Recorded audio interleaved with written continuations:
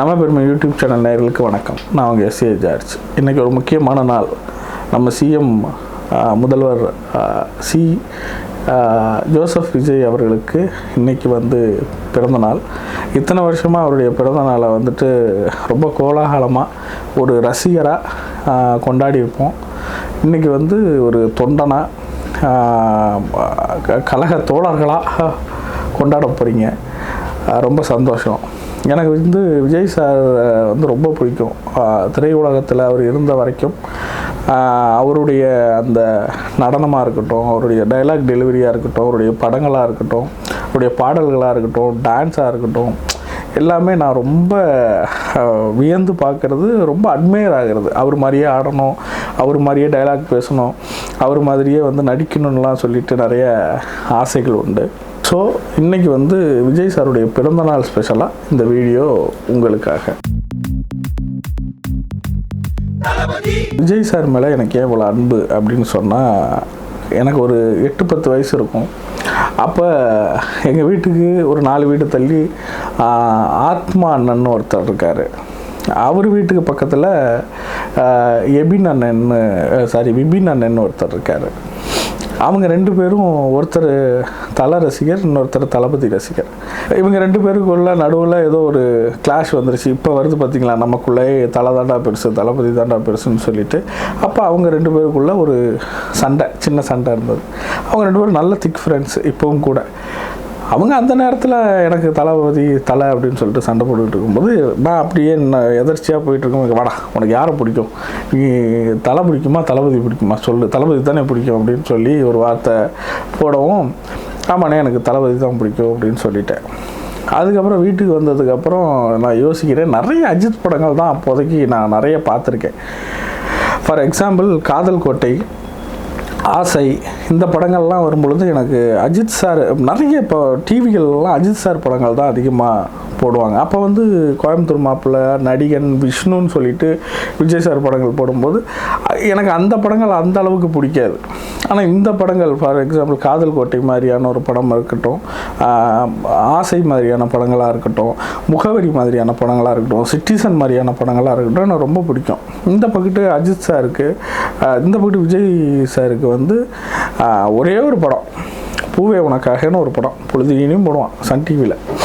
அப்போ அந்த படம் பார்க்கும்போது தான் இத்தனை படங்களை தூக்கி சாப்பிட்டு ஒரு படம் காமெடியாக இருக்கட்டும், பாடல்களாக இருக்கட்டும், அந்த எமோஷ்னலாக இருக்கட்டும், கிளைமேக்ஸ் போன விதமாக இருக்கட்டும், எனக்கு அவ்வளோ அட்மையர் ஆனிச்சு அந்த படம். அப்பா ரைட், ஓகே. அதான் அப்போ அஜித் சார் இப்படி இருக்காருன்னா விஜய் சார் இப்படி இருந்தார். பூவே உனக்காக பார்த்த உடனே அப்படி போயிட்டார். ஸோ எனக்கு ரொம்ப அவ்வளோ பிடிச்சிருந்துச்சு. அதுக்கப்புறம் பூவே உனக்காக அப்புறம் ஃபுல்லாக டேக் ஆஃப் தான் தளபதி.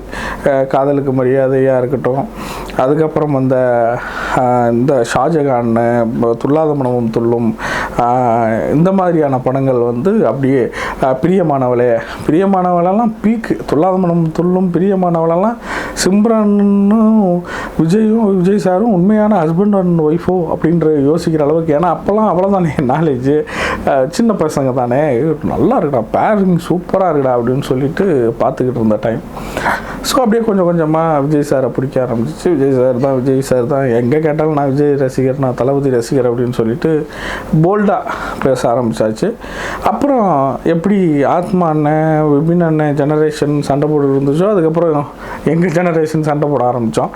நான் தளபதி ரசிகர், நான் தலை ரசிகர்னு சொல்லிட்டு இவருக்காக நாங்கள் பேசுகிறது, அவருக்காக அவங்க பேசுகிறது, சிட்டிசன் மாதிரி வருமா அப்படிங்கிறது, நாங்கள் பிரியமானவளை மாதிரி வருமா, இல்லை பகவதி மாதிரி வருமா, திருமலையெல்லாம் உசுரை காப்பாற்றிடுச்சு படம்.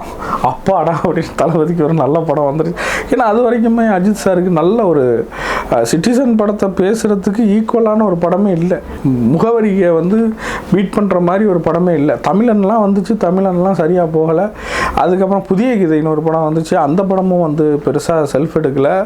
ஸோ என்னடா அஜித் சாருக்கு கிராஃப் பெருசாக இருந்துச்சு, விஜய் சாருக்கு அதை கரெக்டாக ஈக்குவல் பண்ணுறதுக்கான ஒரு படமே இல்லை.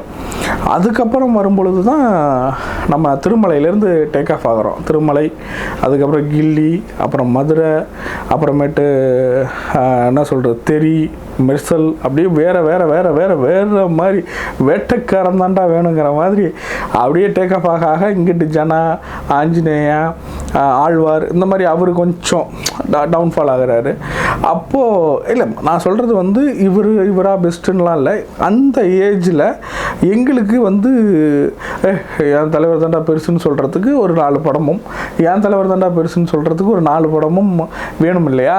அப்போ வந்து அஜித் சாருக்கு கரெக்டாக இருந்துச்சு. முகவரியாக இருக்கட்டும், சிட்டிசனாக இருக்கட்டும், அதுக்கப்புறம் வந்த தீனா, இந்த மாதிரி படங்கள்லாம் வந்து அஜித் சாருக்கு வந்து ஒரு மைல்கல் அப்படியே செதுக்கிக்கிட்டே போகிறாரு. பில்லா அதுக்கப்புறம் கடைசியாக வச்சு நண்பன் படம்லாம் வரும்பொழுது அப்படியே கண்ணீர் மல்க பார்த்துக்கிட்டு இருந்தோம். அதுவும் அந்த டெலிவரி சீன் இருக்குதுல்ல, எந்திரன் படத்தில் ரோபோ எப்படி டெலிவரி பார்க்குமோ அதே மாதிரி தளபதி அவர்கள் அந்த கேரக்டருக்கு டெலிவரி பார்க்கும்போது, சத்யராஜோடைய மூத்த பொண்ணுக்கு டெலிவரி பார்க்கும்போதெல்லாம் அப்படியே குழந்தைய வெங்கட் ஆஃப் பண்ணு அப்படின்ட்டு அப்படியே எடுப்பார் பாருங்க, அப்படியே கண்ணு கலங்கிட்டோம். ஸோ அது மாதிரி திருப்பாச்சி படம் கரெக்டாக கதவை திறக்கும்போது அவதாரம் போல நீயும் அவதரிச்சாயே அப்படிங்கும்போது அண்ணன் தங்கச்சிங்க எல்லாம் படம் பார்க்க போயிருந்து கதறி எழுதிருப்பாங்க அந்த படம்.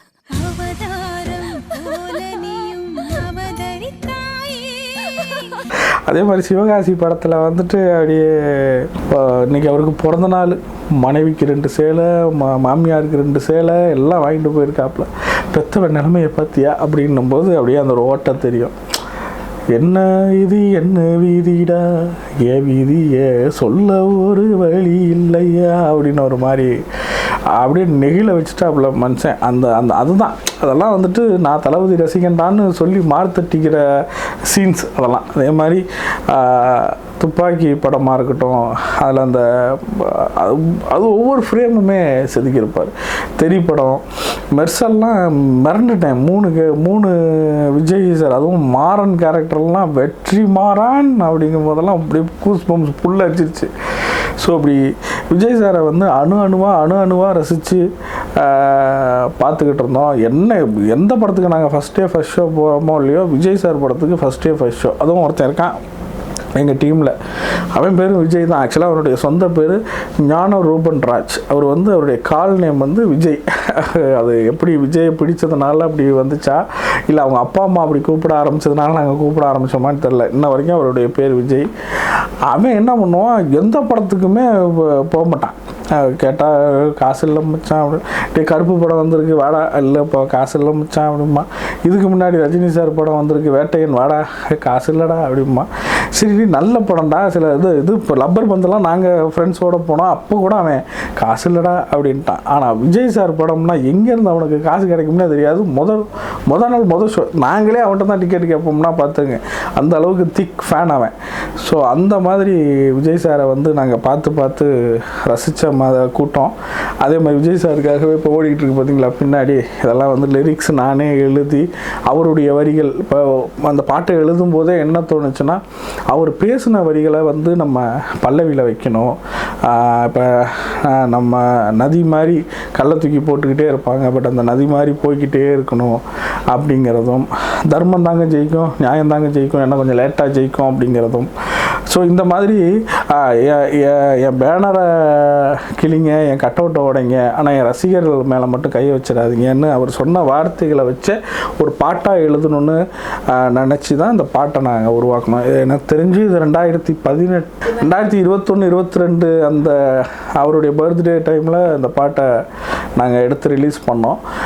இந்த பாட்டு தான் என்னோடய யூடியூப் சேனல்லையே வெரி ஹை, கிட்டத்தட்ட 14,000 வியூஸ் வாங்கியிருக்கு. அதுக்கப்புறமும் விஜய் சாரை பற்றி நான் வீடியோ போட்டுக்கிட்டே இருந்திருந்தேன், இல்லை அவரை பற்றி ஒரு 2 ஆல்பம் கொடுத்துருந்தேன் அப்படின்னு சொன்னால் நான் இந்நேரம் என்னுடைய யூடியூப் சேனல் எங்கேயோ போயிருக்கோம். ஏன் ஒரு எலெக்ஷன் நிற்கிற டைமில் கூட நம்ம சாட்டை எண்ணெய் இவங்கெல்லாம் பேசி தானே சேனல் எங்கேயோ போயிடுச்சு. ஸோ அந்த மாதிரி கூட நம்ம வீடியோ பண்ணியிருக்கலாம். பட் சூழ்நிலை, எக்கனாமிக்கல் சூழ்நிலை, டெய்லியும் வேலைக்கு போயிட்டு வரணும். இப்போ கூட பாருங்கள், இன்னும் வேலைக்கு போகணும். இந்த நேரத்தில் உட்காந்து தளபதிக்கு அவருடைய பிறந்த நாளுக்கு நம்ம ஒரு வீடியோ போட்டே ஆகணுங்கிறதுக்காக இந்த வீடியோ பதிவு பண்ணியிருக்கேன். இதை வந்து விஜய் சார் பார்க்கணுங்கிற அளவுக்குலாம் பெரிய ஆசை. பட் அவருடைய ரசிகர்கள் பார்த்து இந்த வீடியோவுக்கு வந்து ஒரு லைக் போட்டு இதை மற்ற விஜய் ரசிகர்களுக்கும் தளபதி ரசிகர்களுக்கும் ஷேர் பண்ணி, இப்போ வந்து விஜய் சார்னு கூட சொல்லுவோம், சிஎம் சார் ரசிகர்கள், அந்த ரசிகர்னு சொல்ல முடியாது, சிஎம் சார் தொண்டர்களுக்கும் தமிழக மக்களுக்கு வந்துட்டு ஒரு ஆள் ஒரு விடிவு காலம் பிறக்கணும் அப்படின்னு சொல்லிட்டு நானும் வேண்டிக்கிறேன். சிஎம் சார், உங்களுக்கு வந்து எங்கள் டீமுடைய இந்த நம்ம பெருமை யூடியூப் சேனலுடைய பிறந்தநாள் நல்வாழ்த்துக்கள். நன்றி.